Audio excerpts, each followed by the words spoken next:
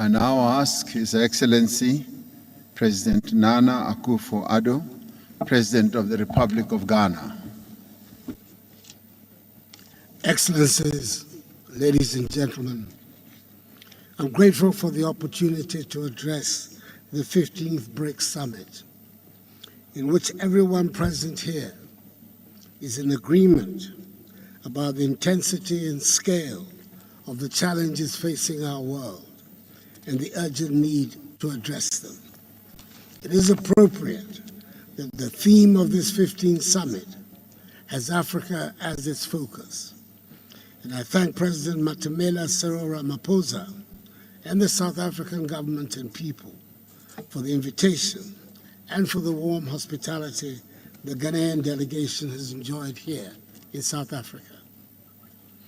For an organization that represents some 30% of global GDP and some 42% of the world's population, the importance of BRICS, comprising Brazil, Russia, India, China, and South Africa, to the economic growth and the promotion of progress and prosperity around the world cannot be stressed enough.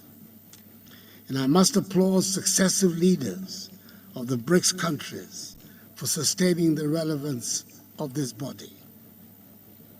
Excellencies, never has there been a time in recent history where malevolent forces have combined in such a manner to bring hardships to the world, especially to those of us in Africa. We are indeed operating in the most difficult of times.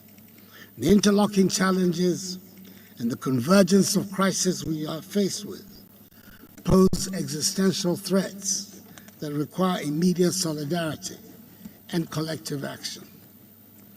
It is obvious that the world has virtually run out of time to work together in the spirit of multilateralism.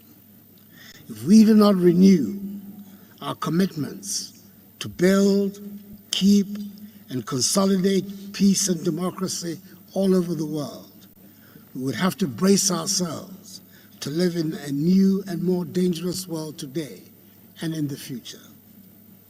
The issues of peace, progress, and prosperity in BRICS countries in Africa are deeply intertwined, which presuppose that ensuring the development of Africa should be in our common interest, which will help right the historic injustice of Africa, the richest continent in the world, being as a result of systemic exploitation, the continent with the highest number of the poorest people. Africa, I need reminding you, has 1.3 billion inhabitants, nearly 18% of the world's population, and in 2050 will be 2.5 billion, meaning that 1 out of every 4 persons in the world will be African.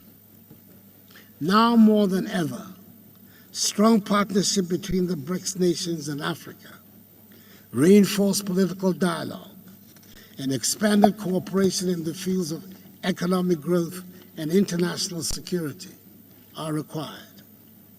We have to work together to achieve our goals, including a fair, equitable process of energy transition, which recognizes that the entire African continent is responsible for less than 4% of global emissions, and which safeguards the prospects of Africa's development. Excellencies, I urge this meeting to address one issue of importance for us in Africa, and I believe for the world generally. That is the urgent necessity for the reform of the United Nations, especially of the composition and structure of its Security Council. The contemporary world has moved on significantly from the post-1945 world, which gave rise to the birth of the United Nations and the makeup of the Security Council. The world of 2023 is not the world of 1945. The crisis of the global financial institutions and of global governance under the United Nations system which were created from the rubble of the Second World War, is a deep crisis. It will continue until a fair system is put in place, a system that reflects the new balances, no longer based on who won or lost the Second World War, but on the major contemporary and future balances.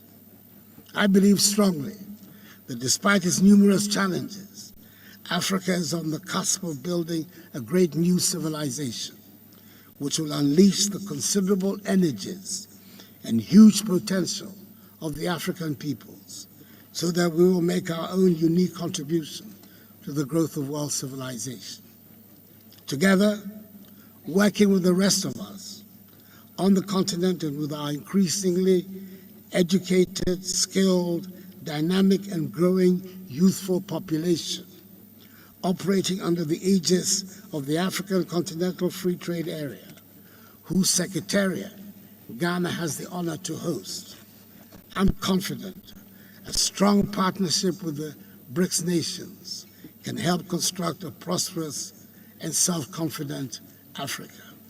Now, I'd like to end by extending hearty congratulations to Prime Minister Narendra Modi on India's historic achievement of yesterday. I thank Your Excellencies for your attention.